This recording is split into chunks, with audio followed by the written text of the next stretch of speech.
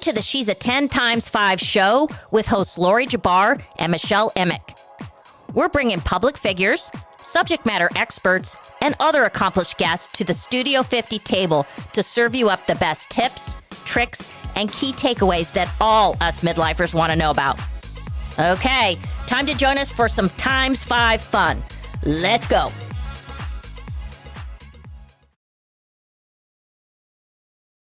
Hey everyone, welcome to She's a 10 times 5. Zequad. Okay, gang, I have on my yeehaw shirt because today we're gonna giddy up. We're gonna do something totally different. I'm super hyped to do it with our guest, who we will introduce in just a beat.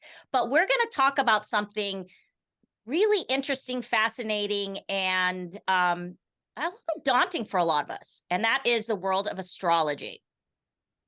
Okay. As always, I have my partner in crime, Michelle Emick, the editor-in-chief of Ask Us Beauty magazine. Hey, Michelle. Hey, y'all. And I have the Jay Shetty certified life coach, Randi, and I have to say it, sorry, it's that kind of day, Crawdaddy Crawford. Let's go. Let's go. And she coaches me on the daily. And then we have a gorgeous, beautiful guest, Jennifer Neville. Did I say it right? Yes. Okay. Thank you so much for having me. Yeah, I'm known to massacre names like nobody's business. It's a blonde thing. And she is our celebrity astrologer.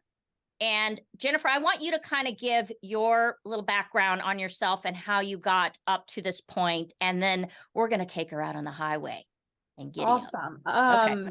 So background on me, it's kind of a funny story. I actually, before I did any of this stuff that I'm doing now, I have a YouTube channel where I read tarot and I talk about astrology.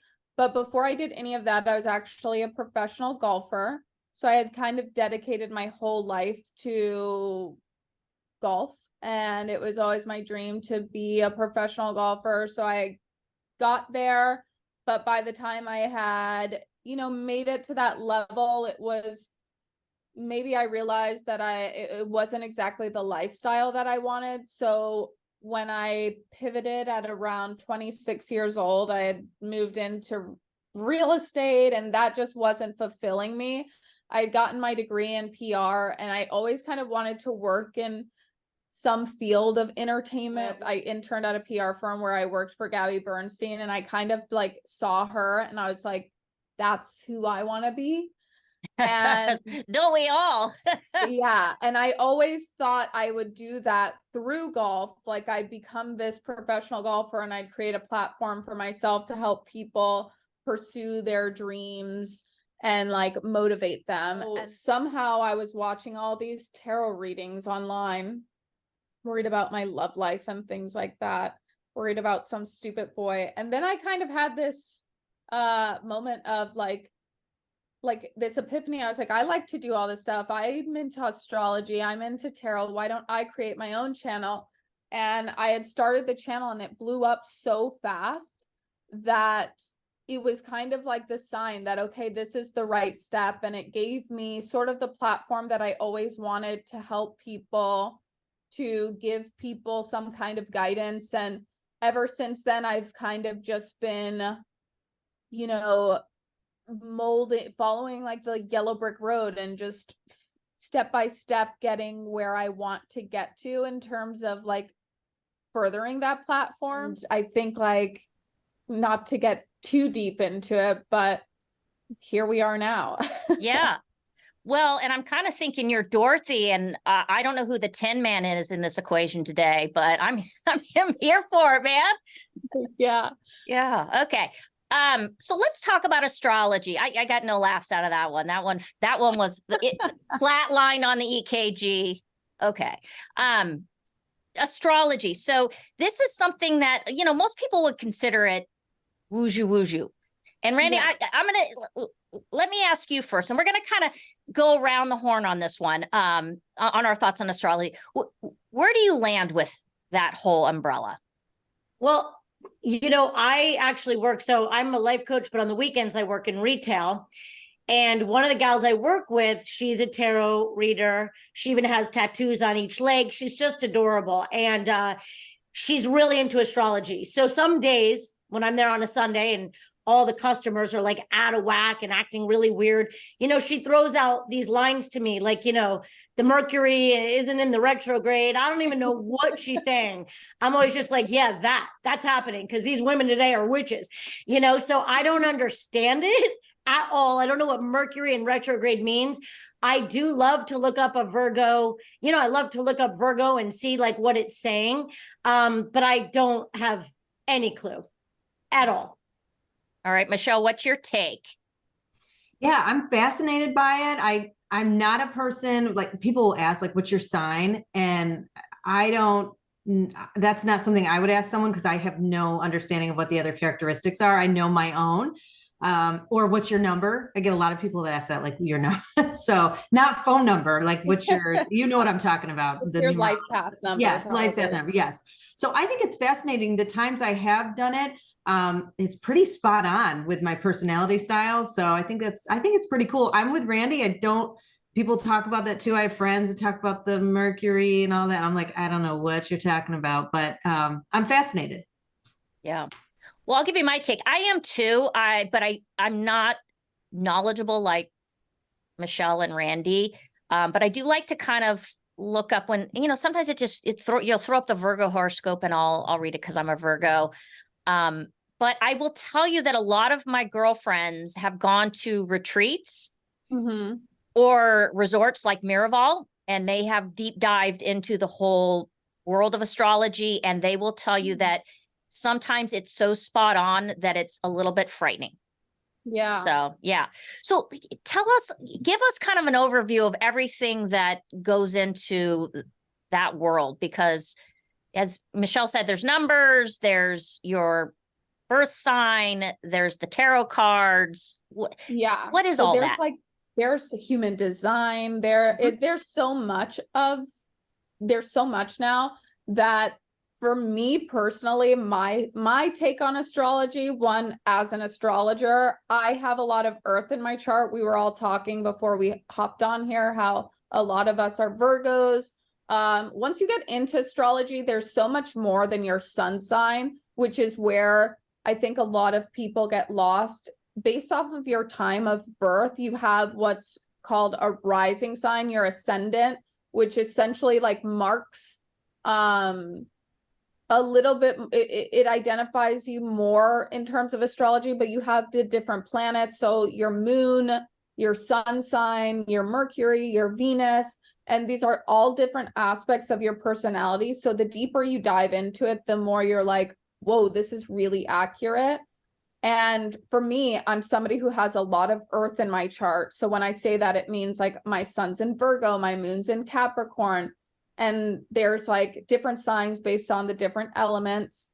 And I like to think of things as very practical. So even you saying like the woo-woo stuff, I'm always like, I see myself as like a bridge. I want to help like bring the logical to like the practical to the magical. So a little practical magic, And for me, if you ask me how is astrology so accurate, I have no idea. But sometimes I even want to question myself, like, do we really believe this? Do we really believe in this? And then I will predict some of the most spot on things that I'm like, how could this not be real? How can this not be real? And then I work with clients where I do readings for them where I'll dissect their charts. I'm like, how would I have known that about this person? So there's so much that goes into it. And I like to use it as really a tool to help people just understand themselves. And I think that was kind of where I dove into really learning about it, was because I just wanted to understand myself. And even like with all the life path numbers and the human designs and all of these things, I feel like they're such great tools to help us do that, because we grow up in a society that it really doesn't tailor to the individual. It's like you go to school and you're kind of taught to fit this certain mold. maybe now it's getting better, but it's like through astrology and all these different mediums where you're like human design or your life path number, or you find out human design's the new one that's really big. It's like you're a generator, you're a projector. What does that mean for you? How should you operate? How should you live your life?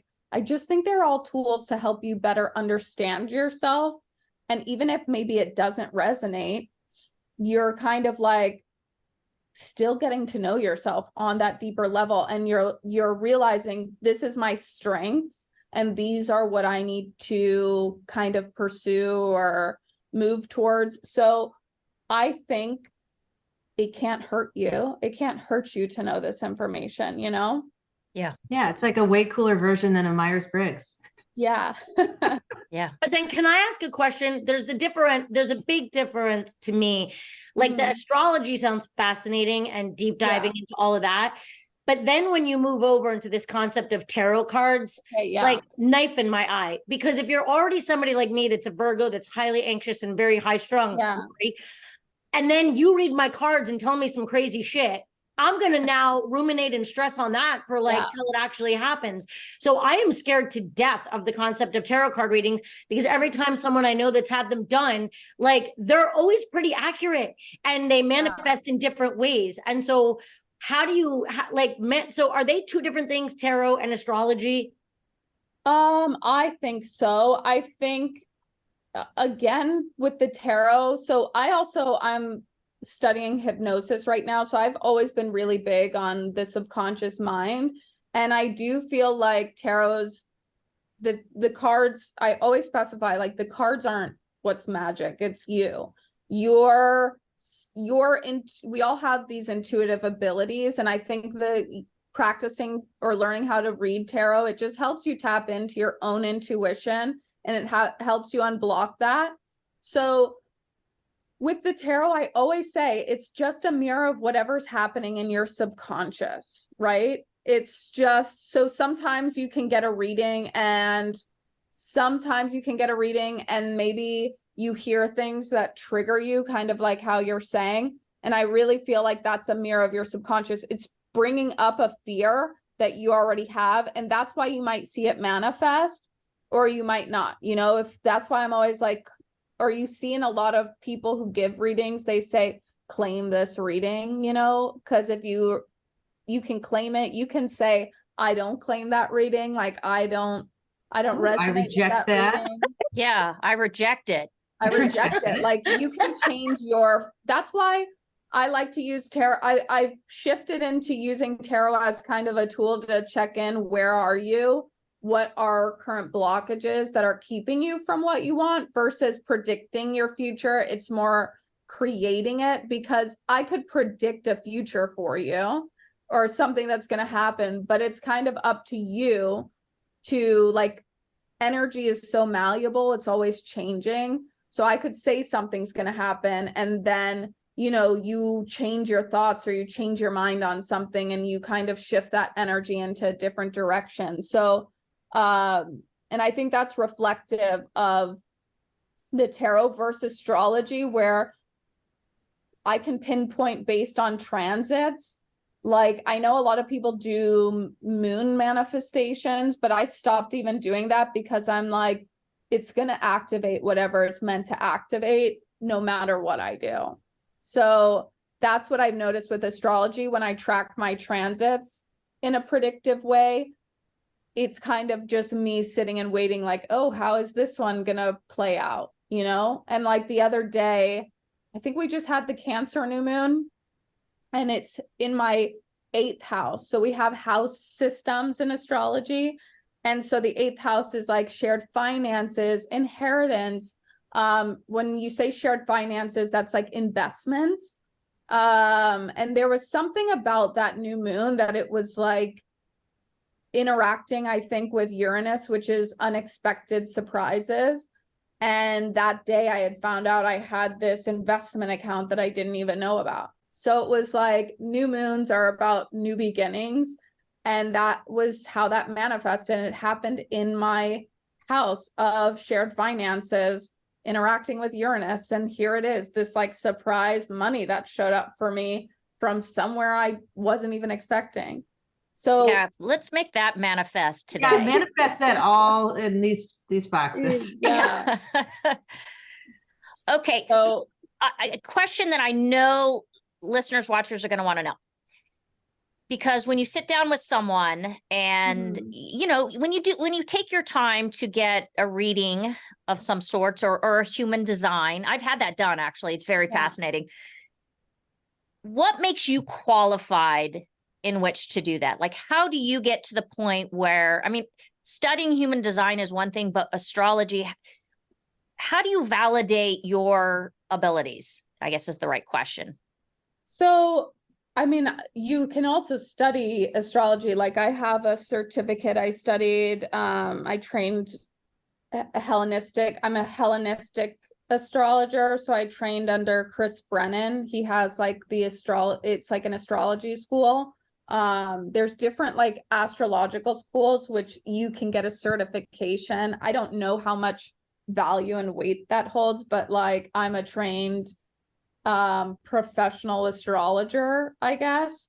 So I guess that certificate could qualify me, but even before then, you study, you learn, and I think it's something that not a lot of people know how to do it so in-depthly, or even the people who might not be marketing their services. So I've gotten a lot of different readings from different astrologers just to kind of, you know, test the market too, to see what I'm working with. And it's also interesting to get different astrologers' takes. So it's like, I think it's about who you resonate with. If there's some kind of information or a specific style of reading that you like and that you want to get. So say, since I'm a Hellenistic astrologer, I have like probably more predictive techniques that maybe a regular astrologer who's just doing like a personality dissection wouldn't have. So I guess it just depends. It depends on what you're looking for, but I'm sure there's untrained astrologers out there who are giving readings as well. Yeah, and they probably have a crystal ball on their desk, right? Yeah. Yeah. I mean, I'm sure there's some psychics who are still looking at crystal balls. Not me though. Okay. I know you're going to do our like a mini reading for each of us, right?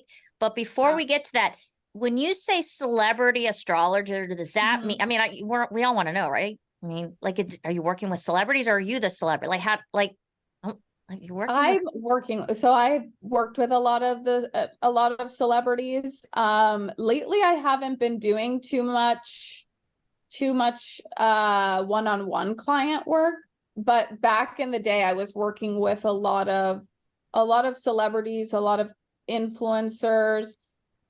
You know, I feel like since it is so personal, I can't really share who, but it's amazing because I have my YouTube channel and I get a lot of followers. So it's been very interesting every time somebody reaches out to me and I'm like, oh, you watch my channel? Like there's been some pretty big people, or, you know, people who I've crossed paths with that I'm just shocked that even stumble upon me or have been interested in what I do.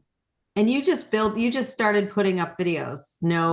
Nothing else, no ads, nothing, just put it up and people started. Yeah, to be. No ads or anything. That's amazing. And then once TikTok, because in 2020, I was really doing the whole TikTok thing. And I think that like TikTok really revolutionized it, because it's like you can end up on, you know, anybody's feed. Yeah.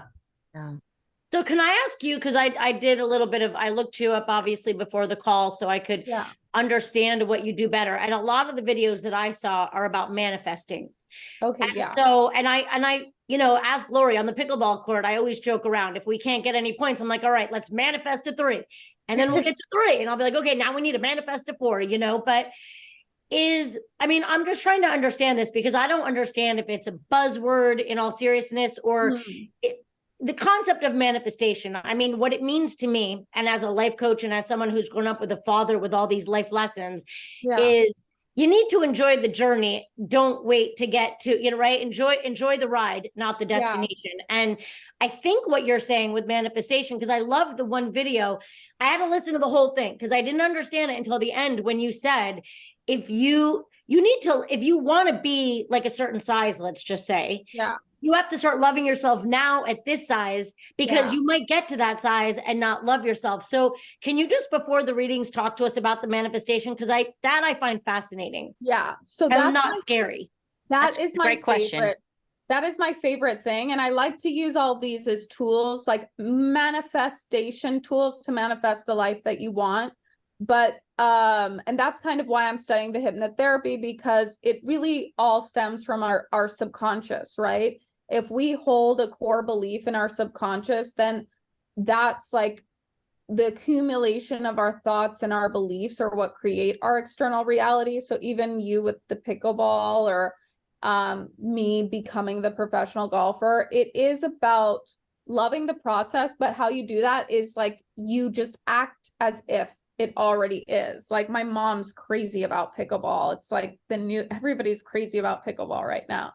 And I just tell her, I'm like, you have to just show up like you're already the great pickleball player. You have to show up to the courts like not like a beginner, but like you're the pro pickleball player, And that's kind of what I did my whole life with golf. Before I even knew conscious manifestation, I would show up to my college events and I would pretend in my mind that I was on camera and that millions of people were watching me. And what it was doing was creating in my subconscious this feeling of comfort in that energy. So then by the time I had gotten to be a professional golfer and people would like show up to watch our events, I wouldn't be nervous, because I'm like, oh, like I was already prepping for this when I was like 20 years old, But in terms of, I recently lost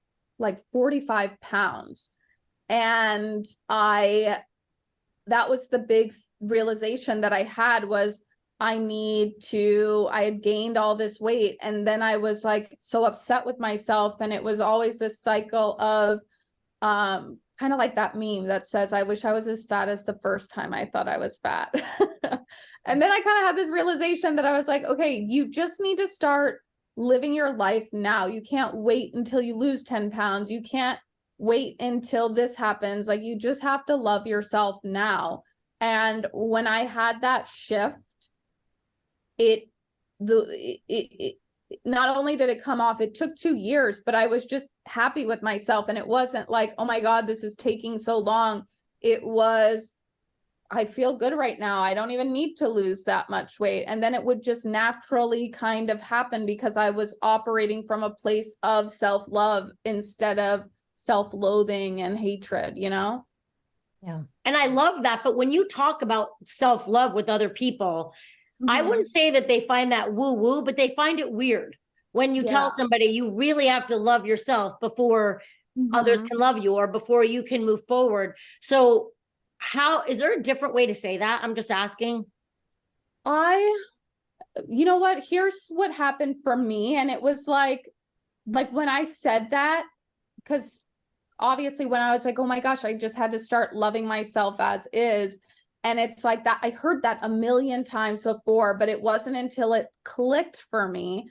And one of the biggest things that I realized, or had this kind of epiphany around, was imagine like it's me, I'm a mother, and my body is the child. And I am upset with my body today because I woke up and I don't think my body looks good today. And so because of that, I'm not going to eat, and I'm going to make it go to the gym twice.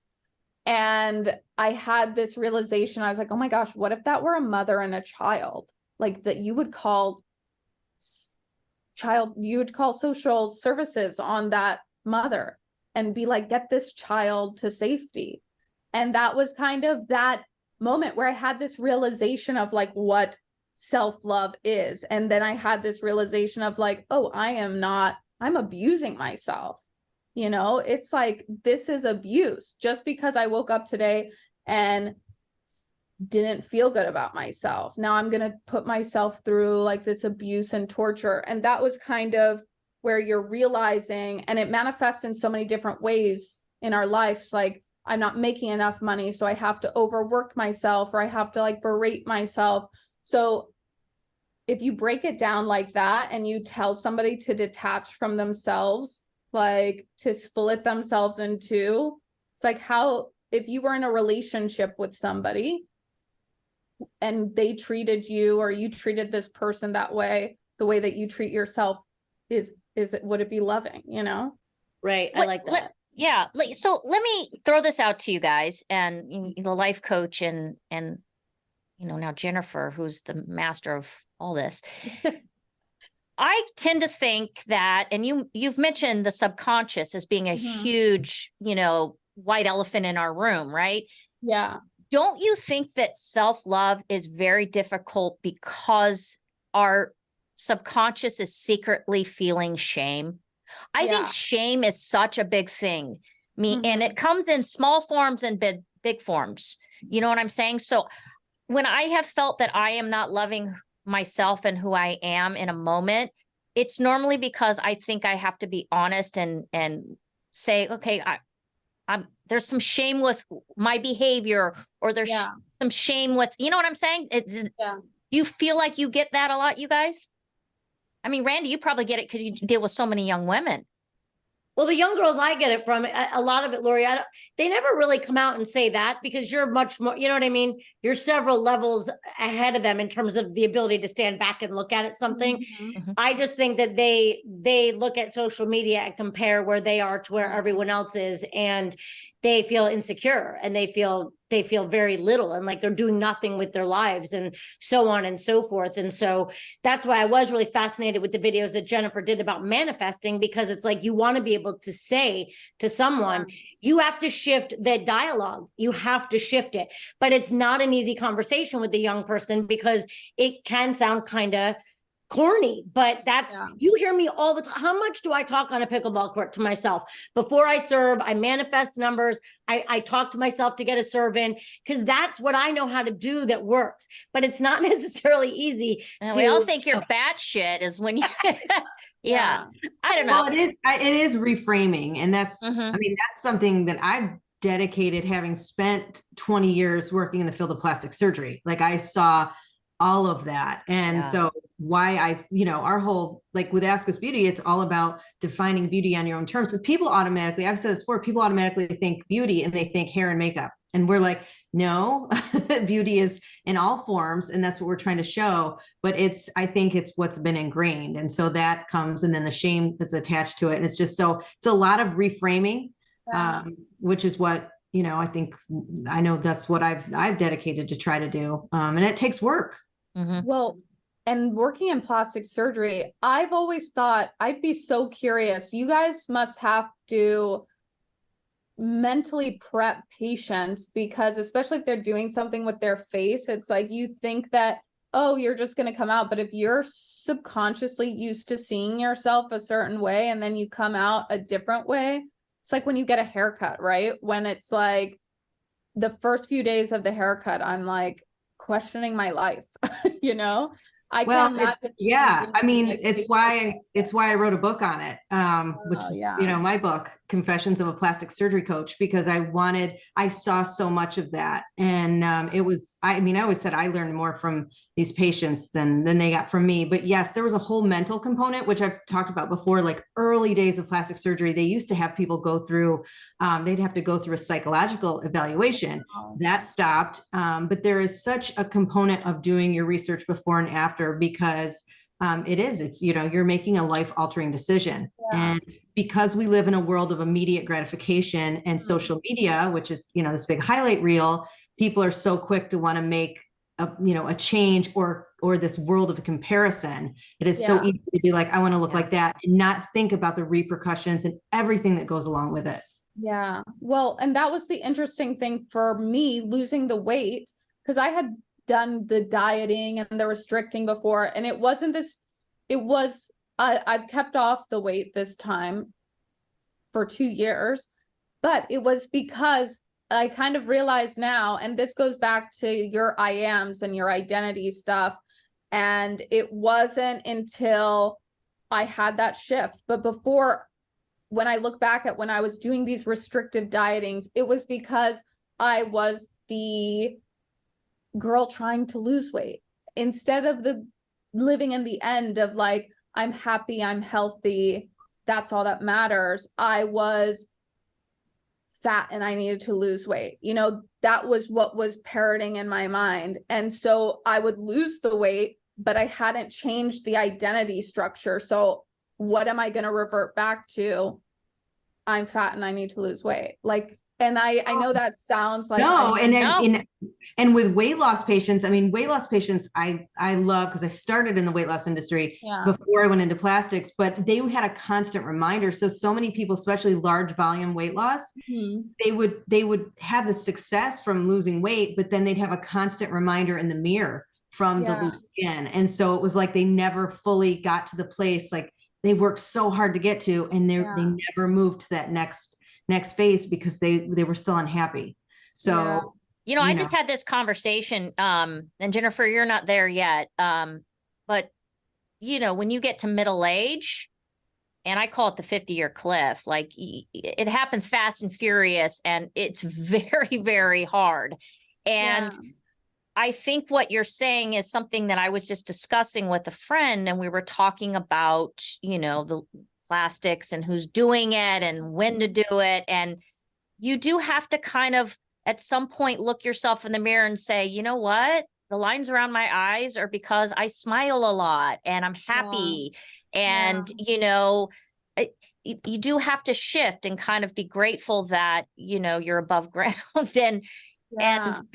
so I think, but wouldn't you say, Michelle and Randi, that aging is a huge mental chasm that you have to go over?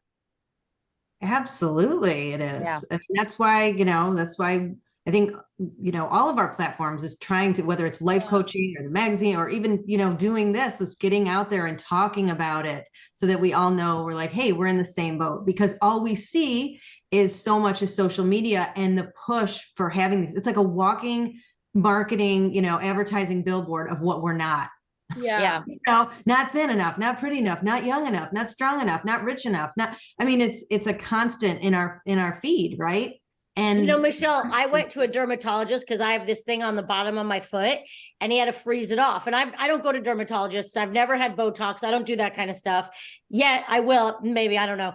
I'm afraid. I'm a big scaredy cat. It's Botox is great. Let's just go there. Because I'm one of those people that'll have like a droopy eye. I know it. I'm going to be that person. So I'm getting this thing scraped off my foot and he looks at my face, this little bitch, and he sees these like brown skin spots. And he's like, there's like a laser that can fix that. And I'm like, the F are you talking about, man? I didn't even ask him and he volunteered. Yes, Randi, this is part of what I used to do with coaching. Not only did I work with patients and staff, I would work with doctors about bedside manner and how to communicate. That is so inappropriate. And that's going to get people running for the door. Made me feel awful. I was laughing because luckily, I've seen it so many times. I can't even tell you, which is why I went into the field as a coach, because I wanted to set people up to have a good experience. And I would talk about those things before they go in and say, listen, here's what to expect, because that is not uncommon where doctors, especially in plastics, it's like, oh, a little nip tuck here before you go. Have you ever seen that I think it was back when girls were like in sororities, they used to do the red marker all over their body of the areas. Like I've seen that many a times in a plastic surgeon's office where they just get the black Sharpie out and they're just marking people up. And I mean, these women would walk out. How did we get here, ladies? I don't know how we got here. It makes me think of the Sex and the City episode with Samantha. Where yes. She walks out with all the black Sharpie on her. 100% accurate. 100% accurate. See it? It's disgusting. Yeah. Okay. You're back. We're back on we're spotlighting you, Jennifer. How do you want to do the readings? Okay, so then I will start with Laurie. I'll look into yours. Woohoo! Okay, so Yeehaw. So if your birth time is accurate, you are a Gemini rising, which is essentially your rising sign is kind of like the marker for how you present yourself to the world, but it's more than that. It's like your approach to life. So you're probably very like communicative. You're very, or how you present yourself is very chatty, conversational. You probably have a lot of skills that you lead with. I can see that you probably in your like immediate circle, you probably have like a very strong sense of community and neighborhood technically. Yep. And you stand out in that crowd probably. Like I feel even here you have, I mean, so there's so much that goes into it. But even like your 7th house, which is our relationships and partnerships, being in Sagittarius, it would make me think like, if you married somebody from like a foreign background. My husband's Pakistani. Okay, so there we go. Yeah. Ding, ding, ding. Like I say what I want, and like when I'm feeling something, I'm gonna communicate it. I'm gonna project it, which maybe has gotten you in trouble in the past. Never. It's not Laurie at all. Just about daily, but that's okay. Okay. Yeah, let's do Michelle. Let's see what we have in store for that. Exactly. Yeah. Okay, so Michelle, you have your moon and also in Aries. Wow. Aries moon, you are Taurus rising, you have Pluto in the 1st house. You could have been like, sometimes when I see that strong of Leo energy in the 4th house, like you could have been kind of the star of the family. So if you had siblings, you might have been like the favorite or the one that stood out. Obviously. Yeah, obviously. Hopefully your siblings aren't watching. Yeah. But you're somebody who you're ruled by Venus. So there's like when you were younger or even now, like you have this very strong personality. So when you enter a room, it's like you hold some sense of power.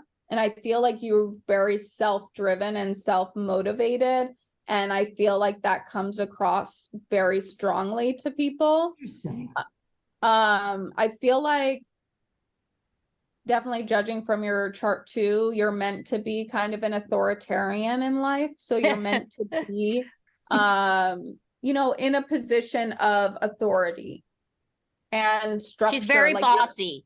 Like, but you're meant to be in that kind of position. Like you're meant to bring structure, and you have the discipline that it takes to achieve what you want to achieve in life. And you're most likely going to. So that's positive. So now let's but again, themes for the next year and a half of your life are going to be, give it to me. Give me some good stuff. Implementing new like subconscious beliefs and releasing health patterns, routines. Like you're going to be letting a lot of like your routine could change. Your day-to-day, like some stuff might pop up around like your health routines or day-to-day life. That's just going to force you to kind of do certain things subconsciously, like implement certain new things subconsciously. So it's never really a bad thing. It's just like sometimes the causation could be that like, you know, you sprain an ankle and then you have to like do something like that. You know, things like that could be popping up where it forces you to focus on like, yeah. Oh, Randi, I can't wait for you, babe. I'm having a panic attack. My cheeks are flushed. If she says I'm watching Randi through all of an this. Ankle, I'm like literally leaving the conversation. That can't happen to me. Sorry. We actually have the same rising sign. You're a Sagittarius, so am I. So you have a Virgo moon and Virgo sun. They both fall into your 10th house. So this is showing that you're meant to do something in the public sphere. Like you're meant to be seen when it comes to Are we talking career. Randi? Or are we talking Randi? Oh, well, so we have moved to you. Okay. You're meant to do something public. What's interesting is you have like you have your Pluto conjunct your sun in the 10th house. And this is like a very specific placement that I'd be curious. Good placement? It might symbolize something that happened with your father at a younger age, or something that was like very impactful for you. Like, I feel like you're very innovative. So I know you do the life coaching, and I would say that making sure you add yourself in that. So I think, you know, we talked about how you're a Jay Shetty life coach, but even creating like your own spin on that, right? Like the Randy Yes. Crawford Yes. life coaching. Like So finding my niche. a lot of what I see in your chart is almost like I think you're doing a great job by, you know, doing the life coaching and becoming that, but you're meant to become like Randy Crawford life coaching method, you know? I like that. That's what I see for you. That's pretty I mean, you're migrating towards that public speaking. I know me and you just had this conversation the other day. That's pretty wild. Yeah. Yeah. And so this one's easy for me because since we have the same rising sign, what you're going to be experiencing this year is that you are going to be pushed to use that more. You're going to be pushed to step into that role of leadership and pushed to find your voice and find your creative abilities or your creative expression, how you're meant to express yourself. That's going to be happening for you in the next year and a half. The only problem with this is there's a hypercritical energy. Like you probably are super hypercritical of yourself. And like nothing's ever good enough for you. For real. Yeah. So it's like, that might be something that you have to like remember to pace yourself with. Yes. I want Randy's reading. I'm feeling a little bit gypped here. I started out a little afraid with the whole like, is shit gonna go down? Randy's a new client. I mean, look, my reading goes down. We talk about something may happen in travel, and all of a sudden the fucking boxes start shifting all over the screen. And you guys all have strong communication placements, strong creative placements. You all have like 11th house placements, which is popularity. So if you want to grow in social media, it's really important to have 11th house placements and 10th house placements. So all of you have all of those. Okay. So that to me, it's like what shows me that you're doing what you're meant to be doing. And do you see intergalactic podcast platform Joe Rogan numbers? Future? I mean, what house is that? I'm telling you, what you already have like the great team, right? But I'm seeing that responsibility is going to fall on you this year. Okay. Me or who are you pointing to just then? You. Okay. Laurie. Yeehaw. Let's You're go. You're going to have to like, but it's not that it's not everybody's responsibility, but there's like your energy is pushing this year to grow, you know? Okay. Yeah. To grow in popularity and grow in numbers. So, I think that it was I just have to be creative, and Randy has to. Yeah. Well, Randy's gonna, her speaking business, what it sounds like to me, is gonna blow up in the next 18 months, right? Well, you're gonna get really clear on how you're gonna move forward on that. Yeah. Well, this is why I wore my Yeehaw shirt, because we're ready to giddy up. You're gonna have to giddy up. You're gonna have to giddy up this year.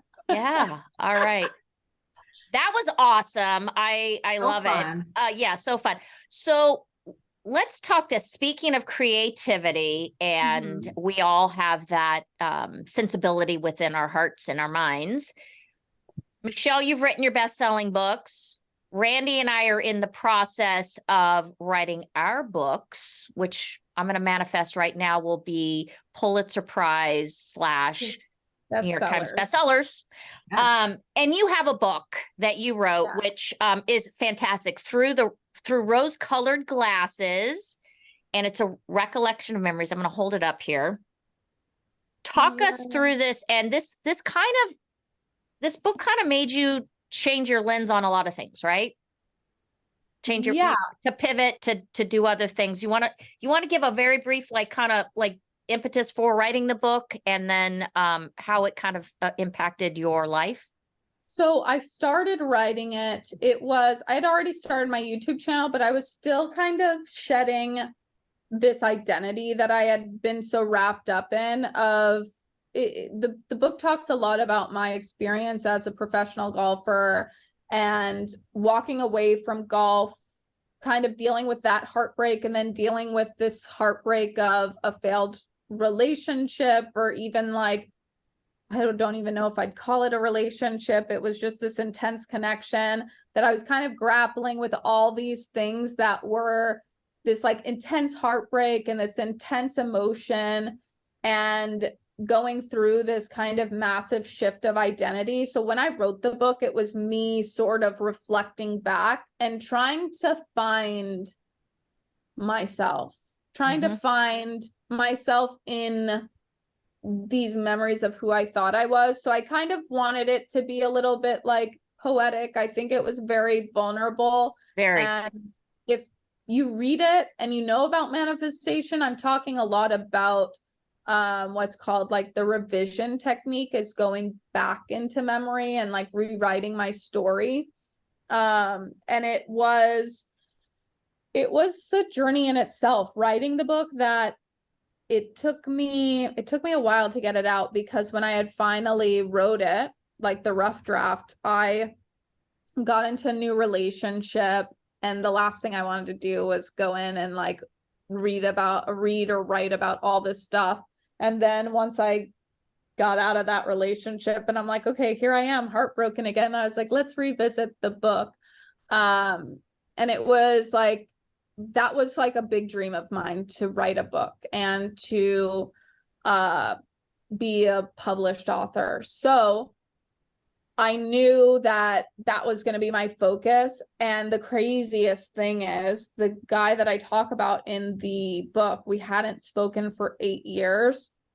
And I finally, after I wrote the book, I hadn't published it yet, but we reconnected after that other breakup.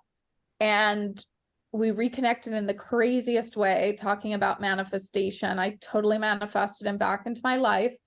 And I got to like share the book with him, and it was this really special moment.